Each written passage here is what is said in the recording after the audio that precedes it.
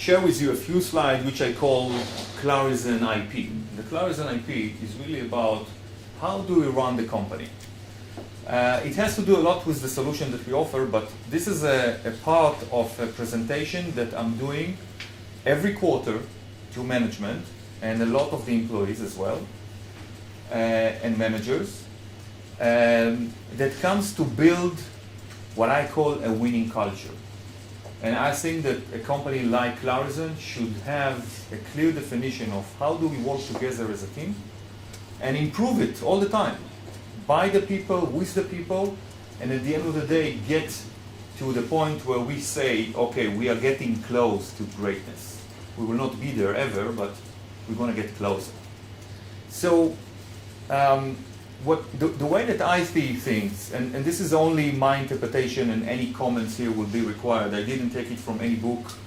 I was not learning in the university anything that's similar to this, but with a common sense, I hope, and experience, this is what I've built. And basically, I speak with a lot of people every day.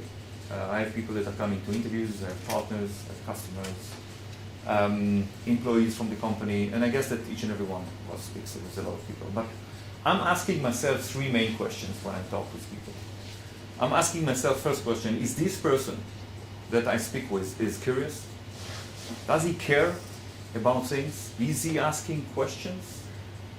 Or is not curious? And this is very easy to identify when you speak with people, if they have curiosity or not. Second element, the second question that I'm asking myself is this person is modest? Does this person know the limits of its own knowledge? Does he test the limits of its own knowledge all the time? Or he is sure about what he is saying, he doesn't need to check it anymore? And the third element is really about passion. Is this person is passionate about what he does? Does he carry an excitement level that you would like to have within a company? And when I see a person like this, I'm saying we need to hire him to Clarizen. Because on top of this, there are many other attributes, like how smart he is, how skilled he is, the experience that he has, the execution ability that he has. There are many different attributes to what we do that are specific to each and every role that we have in the company. But when I look at people, basically what I'm trying to find is those three main attributes, which are relatively easy to identify. And when I see a person like this, I'm saying, okay, this is what we need here in the company. Furthermore, I think that by defining it this way, you are able to take people that are not necessarily 100% with all those attributes and to take them there. So I believe that we see here in the company a constant improvement of people going into this direction. The next item that I wanted to define is the leadership, the type of leadership that we want to have. And I think that the leadership is nowadays it's much more focused on giving the answers. If you come to any respected politician, he will probably know what to do at any matters, any subject, because he knows what to do, because this is his job to know. And what I'm saying, the opposite. It's all about asking the right questions. And once that you ask the right questions, the answers just stand out. You don't need to wrestle with the answers anymore. And I think that this process of really striving to get the right answers in place first, and then move into the answers, gives you an ability to build innovation, gives you an ability to have a teamwork, and gives you an ability at the end of the day to find much better solutions to the problems that you have. If you're coming with the answer, immediately you're committed to a direction. And the other people are starting to challenge you, because this is the nature of things. And they want to show you that you didn't think about that or the other and whatsoever. And then the whole discussion is being diverted into an arguments or an argue. And at the end of the day, it takes a lot of time really to build up this confidence back into the team. Once that you talk about the answers, you have everything. You have the curiosity, Because you're asking a question, you're curious to know what the other person thinks. You have the modesty because you don't know everything. And you anxiously want to listen to the answer. And therefore, I think that this practice, which is against gravity to some extent, because we are different, but if you think about it, basically you manage to have a team that can innovate much better. And here I'm running into some rules that we have in the company, and by the way, we are changing them. And the team rules that we have is, first of all, be open. And be open and listen first. It's not only about really keeping quiet and attempting not to speak because you are polite. It's really listening. It's really trying to understand what the person is trying to say. Not all of us are so well articulated that we can immediately come with a clear message that is really addressing the issue in a perfect way. Most of us needs more time and needs discussion to get the clarity that is needed.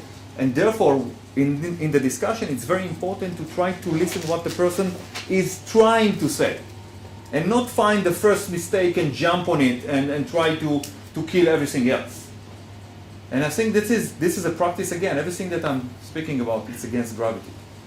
But I think that the key issue, and you will see later, is awareness. If you are aware that we are like that, you are managing basically to deal with it. If you are not aware, you are hitting a wall again and again.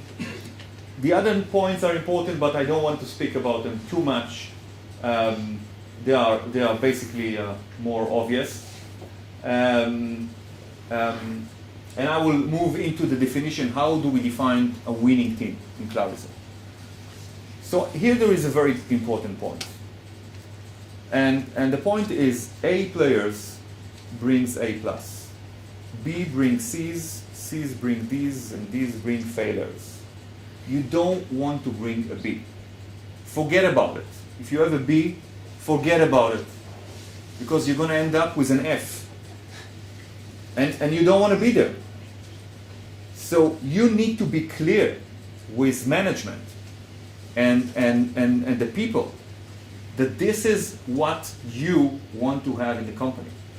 You want to have A-type people because they will bring better people than them. And that's the behavior. And if you understand it, then it's easier because we've been, all of us, being wrestling with this point. You know, we have people in the team that are doing well or doing half well, and we compromise and we want to educate them and we want to move forward. Of course, we are all for improvements and taking people from B to A. But there is a timestamp on it. And therefore I'm saying this is something that if you want to build a great company, you need to make sure that is happening. No ego. Check ego at the door. And build respect. Now I'm going to ask you a question. Who are the people that you respect? Any ideas from the north? From the snow? Ice? Integrity, honesty, the willingness to really contribute. I will tell you who are the people that I respect. The people that I respect are the people that respect me. And if you come to think of it, think about the people that you respect. People that you respect are the people that give respect, are the people that they do not have ego, are the people that are looking at things respectfully. They have integrity because they have respect. And if you understand this, that you respect the people that respect you, then you have an asset. Why? Then you can impact respect. Because respect is a feedback. We believe that we respect people because we respect them, but in fact we respect them because they respect us. It means that if we will respect them, except extreme occasions, there are people that there is nothing to do with them. I agree. Nothing. But in general, good people that we want to have in our company, if you will respect them, they will respect you. And therefore you can manage respect because you have a tool to do it. Now, if you are aware to this, you are in a much better position than if you are not aware to this. And why it's so important to build respect? Because winning team is a team that have respect among the team members. Because respect builds innovation, it builds idea, it builds brainstorming ability, it brings fun, it brings everything that is good. And disrespect brings everything that is bad. Politics, anger, dysfunctional team, no innovation, stagnation, all the other stuff that we don't want to have. Now, if we understand it, and we're all acting this way, even, everything in life is a balance. We just need to shift a bit. We don't need to change dramatically, but we just need to make a small move. And then you may find yourself changing the reality around you. Awareness. Awareness, again, as you've seen in the slide, the second slide, I think, about this funnel of we help our customers to build high-performance teams. Awareness is key. If you are an aware person, you have a lot. If you are not aware, then you have the opposite. You have nothing. Okay, improve commitment to collaboration, that's clear. We've defined what is the top execution for us as a company. First of all, accountability with visibility is key. If somebody is coming and telling you, and we as people that are managing projects, we know it very well. Listen, you can trust me, it's all fine, it's done, forget about it. I know that's the wrong trajectory to go. On the other hand, if you have accountability with visibility that gives you the understanding why it's okay or why it's not okay, then you really get something else. And most of us, at least I can tell you in the past, I hope that it doesn't happen in Clarizen today because we're strict about it, but we were less, I think, accountable from the perspective of how visible we were. We had different understanding of what is visibility. Visibility sometimes is intimidating people. Sometimes it's an open for criticism. You need to be confident enough to have visibility. But this is the type of people you want to have. If you have 8 people, you have visibility. Achieve plan, guys. Simply achieve plan. That's all. Top execution is to achieve plan. Is to build the right plan and to achieve it. You do what you measure. And here I will jump to the next point. Set actionable metrics. This is a lesson that we are continuously learning. What is actionable metrics?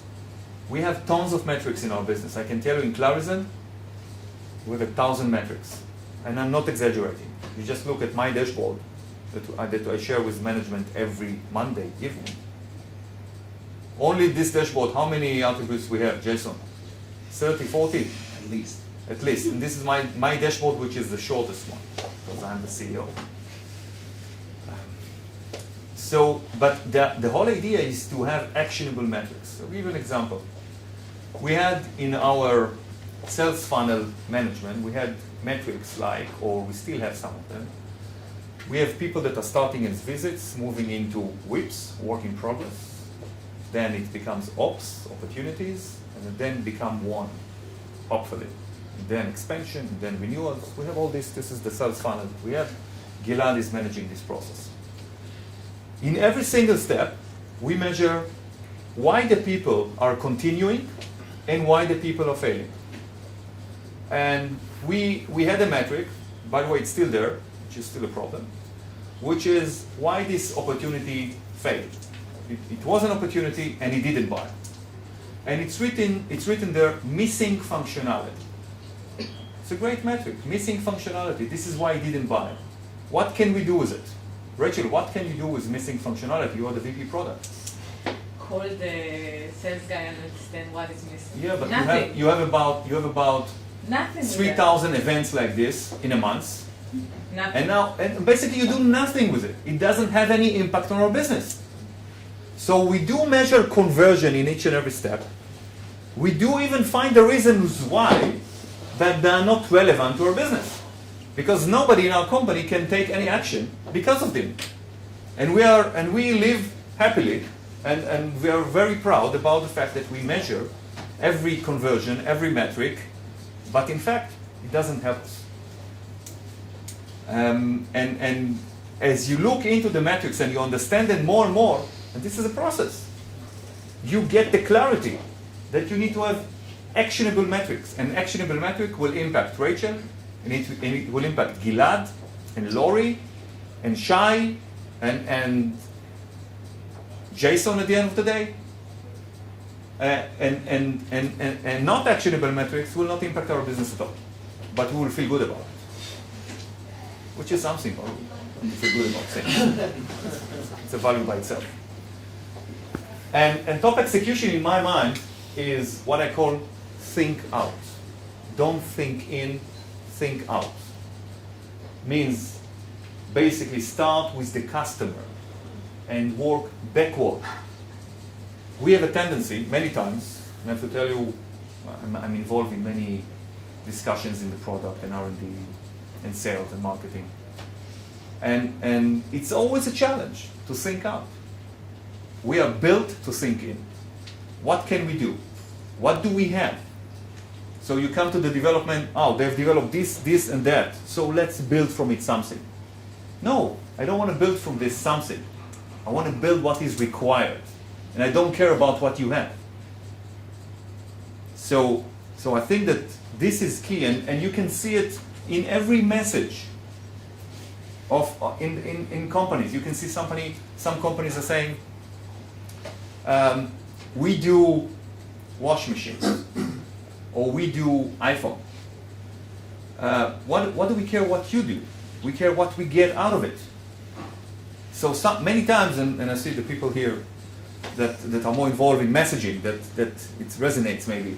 It's all about what's your message for me, and not about you, what you do, or what you think you do. It's about what's in it for me as a customer. And this is, again, it's always a challenge. Think out is a big challenge.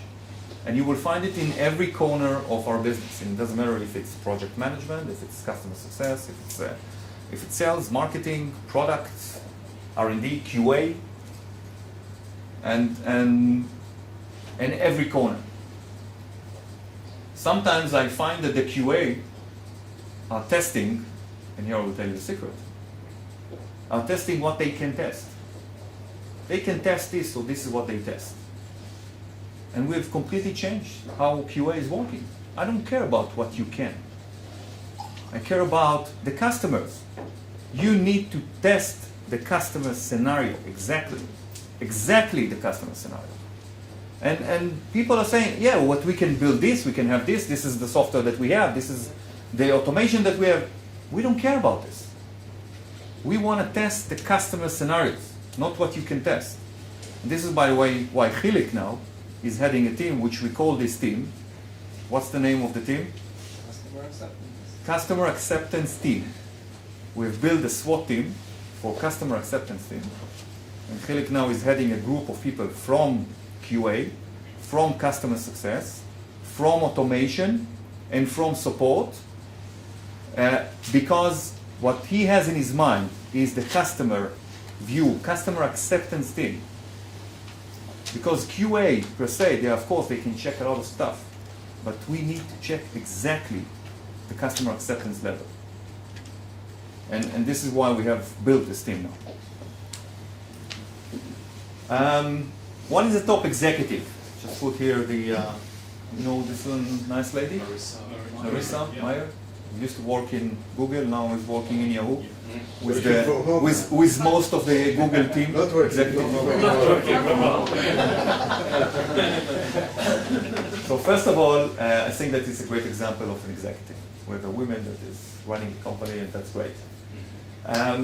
What is a top executive for us in Clarizen here for the time being? Because we're changing it all the time. First of all, think ahead of the business. It's not only an executive, it's a manager. A manager needs to think ahead of the business. It's not about firefighting days and nights. It's about think ahead of the business. And we know that project management and running projects and doing work, it's really about a lot of the tactical stuff, a lot of the things that are happening. But in fact, we need to allocate time to think ahead of the business, to make the preparation, and we need to be aware to the fact that we need to do it. It's a part of our job to think ahead of the business. Passionate for change. I can tell you here in this company, whenever I have a dream, let's say at night, and I'm coming in the morning, it's passionate for change. I'm just looking what to change.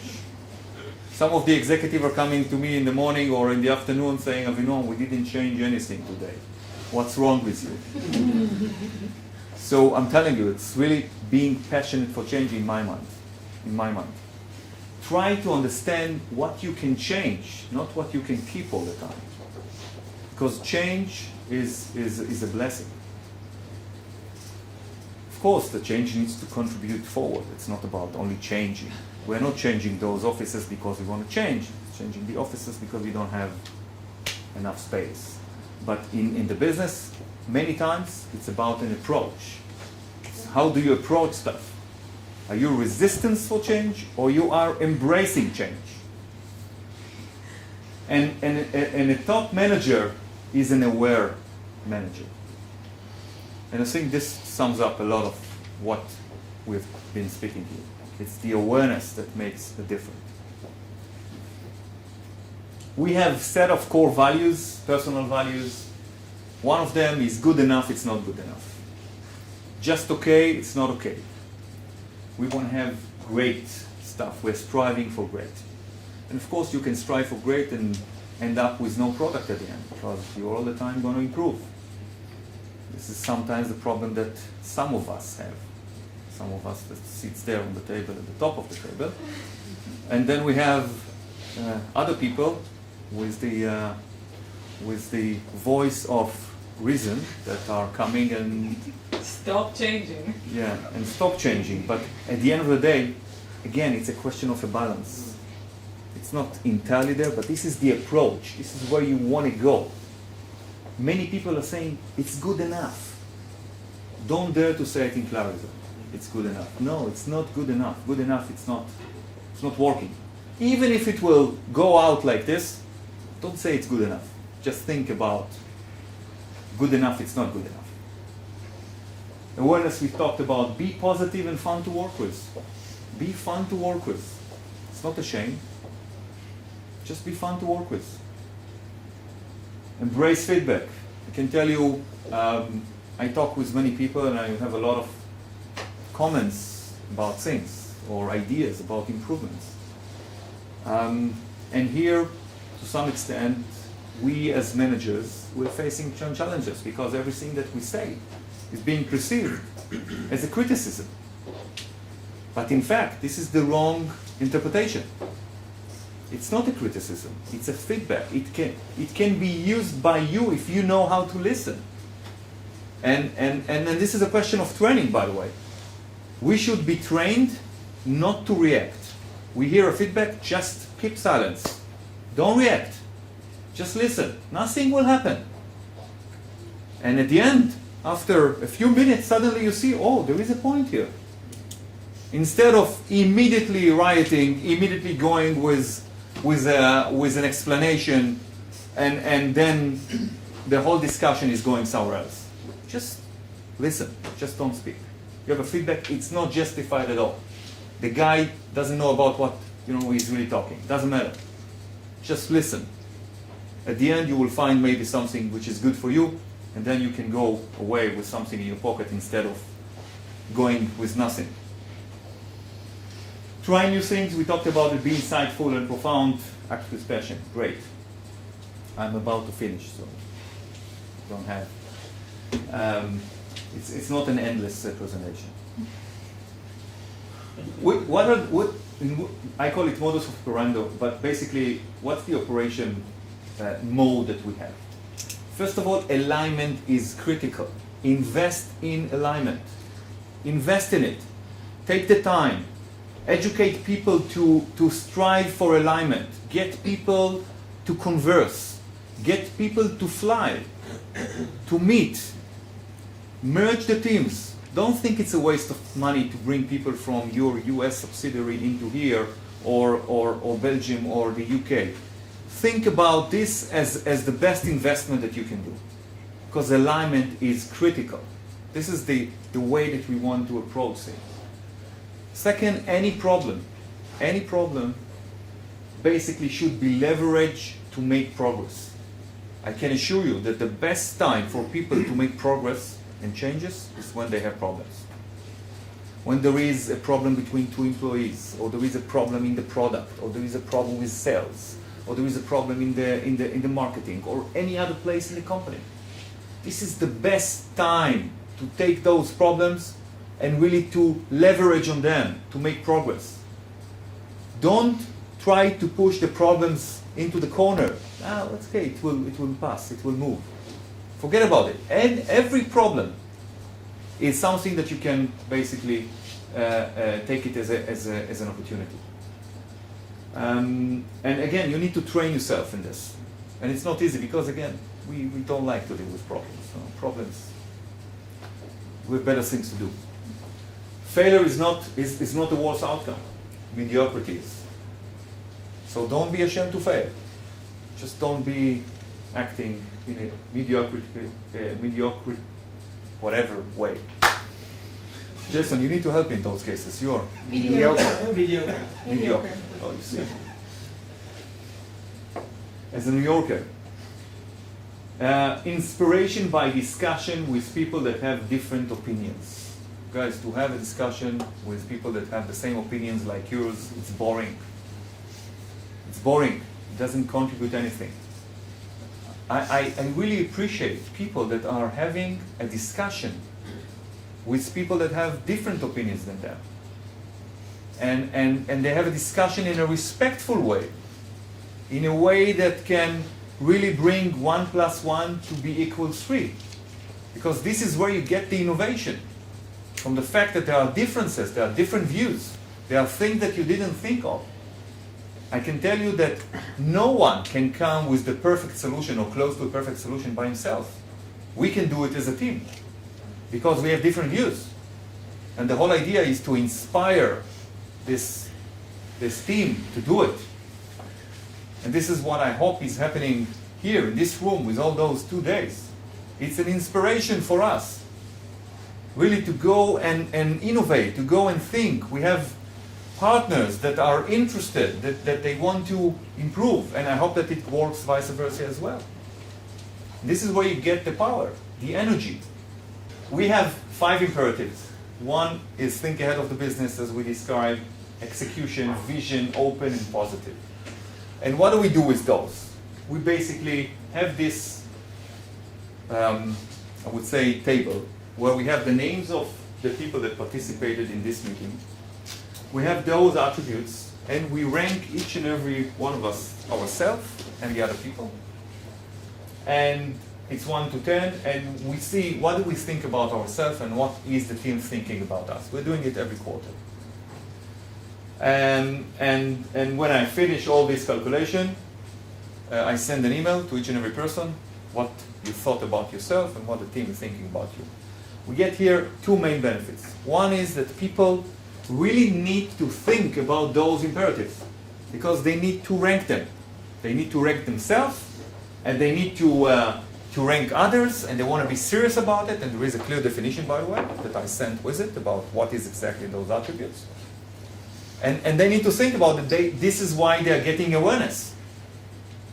Second, when they see the results, you enforce the awareness because suddenly there is a gap between what you thought about yourself and what the team thought about you. The team thought that you are better than what you thought about yourself. Why? And I can tell you that after I'm sending it, it takes people about 1 to 2 minutes to come to my room and to get some more explanation because they're so interested in this. Not all of them, but at least some of them. Even all of them, I think, to some extent. And again, there is another opportunity to speak about those attributes. And since it's done with respect, and since it's done strictly to the point, you get a huge value on improvements. And this is the way we run Clarizen. And now I gave you our IP basically. This is what I call the Clarizen IP. Thank you.